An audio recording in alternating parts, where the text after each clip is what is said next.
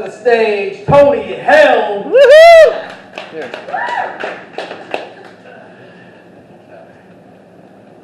How y'all doing? Yay! I'll fix that, don't worry.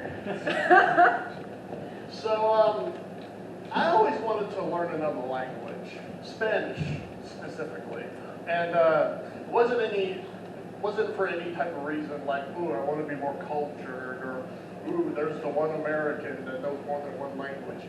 I just want to know what the fuck the people at the Mexican restaurant are saying as soon as I walk in. And I don't mean that with any sort of racial connotation. I mean it from a paranoid connotation. Because every Mexican restaurant I go into, as soon as I walk in, I just see them looking at me, pointing, and they start talking. And I'm sorry, but I get paranoid when I see that shit go on. I'm just like, do they think I'm gonna empty out the freezer? I mean, like, what the fuck's going on here? So yes, this joke is kind of racist with a dash of paranoia. It's para-racist. Which, now that I think about it, actually kind of sounds like a special offshoot of the Army paratroopers stationed specifically by the KKK. Just a quick little survey here. Who got spanked as a child? Everybody. Okay. Who still gets spanked every now and then? Okay. See, this, I think, in my opinion, I think is what's wrong with the generation today. I cannot stand this timeout mentality bullshit. Thank you. Now, well, let me rephrase that. I think timeout has its place, but spanking also has its place. You gotta combine them. You do it in three ways. One, if the kid fucks up for whatever reason, as long as nobody gets dead or no charges are pressed, then you put them in timeout. You know, let it, he, she, it, whatever. Think about what they did.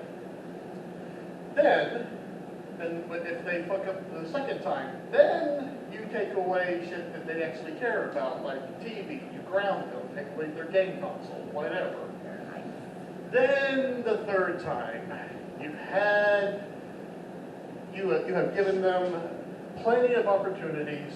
You give them one more time out to whip their ass, which I think is more than fair.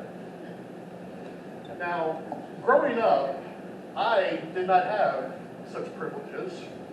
I went straight to wave 3 every time.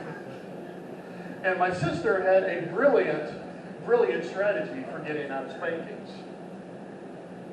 It wasn't so much brilliant as an involuntary reflex. She would get so stressed out and so worked up, she would vomit after the first lick. And just the look of disgust and horror on my parents' faces was enough. Just like, okay, yeah, you've learned your lesson. That's it. Yeah. Okay. So this continued on for a while. That it actually got to a point where I thought I got an inane amount of spankings, both hers and mine. Just like, Jennifer broke a window. Tony, go to your room. Your father will see you in a minute. It's like, what? I didn't do anything. So it kind of went on like that. But it actually turned out I was just a bratty kid. But the one person that was really, really good about this was my dad. He put me into a level of fucked up I did not expect. I remember specifically, I was like 5 or 6 years old. I'd come home from school. I knew I fucked up. I knew specifically what I did. But I prayed to whatever God I believed in at the time that maybe they'll forget or maybe the whole thing will blow over and they'll just forget about it. And I walk into the door and I hear the one sentence from my mom that no kid wants to hear. Your father's in your room and he wants to talk to you. Yes, I'm there as well. So I see my father sitting on my bed just like, come here, son, let's have a seat. And we would then proceed to have as deep of a conversation as a 42-year-old man can have with a 6-year-old boy. Going on about how, like, rights and wrongs and consequences, and it's like, now you know why what you did was wrong. I was like, yes, I understand, you know, blah, blah, blah, blah, blah, I did was wrong, you know, and, you know, I would give him a hug, tell him I loved him, and then I would start to walk out, and then, but he would still have my arm, and it's like, whoa, whoa, whoa, whoa, whoa, whoa, whoa, whoa, whoa, whoa, whoa, whoa, where are you going?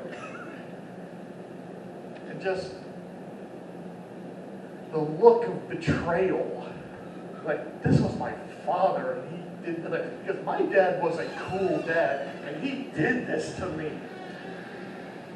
I was befuddled. And the worst part was, I fell for it every time! So, it turns out I was not only a bratty kid, I was also a fucking moron! Thank you. Give it up for Tony. You guys ready for your next comment? She got me like